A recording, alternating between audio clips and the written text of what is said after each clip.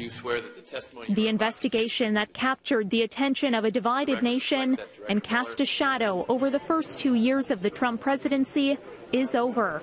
Special counsel Robert Mueller has concluded his probe into Russia's role in the 2016 election. Russia, if you're listening. And any possible wrongdoing by Donald Trump during the campaign that sent him to the White House.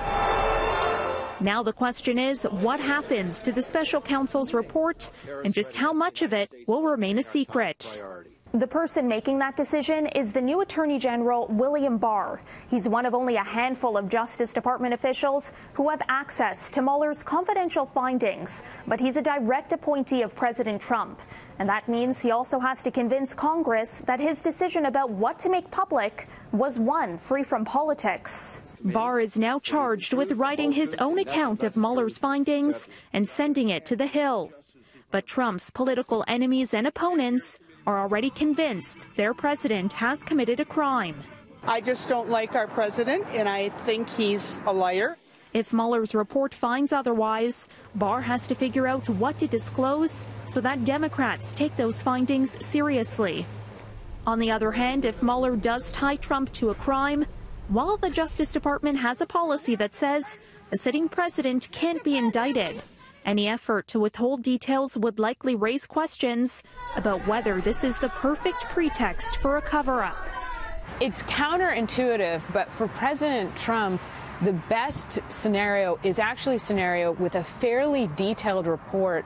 A worse situation for President Trump is a very short report where the Democratic Congress feels like, what are you holding back? And then they really start investigating everything with a great energy and vigor.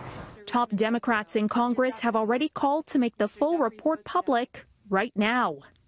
I think the demand of the public is overwhelming to see the report when it's on such a serious matter, and it will be made public. Public pressure will force it to be. If the Justice Department doesn't release the whole report or tries to keep parts of it secret, we will certainly subpoena the parts of the report, and we will reserve the right to call Mueller or to testify before the committee or to subpoena him. As for President Trump, It's a witch hunt. That's all it is.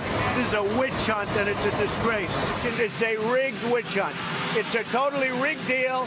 Fake news and the Russian witch hunt. He has repeatedly denied collusion and obstruction, and the pitch continued this week. I call it the witch hunt. It's all a big hoax.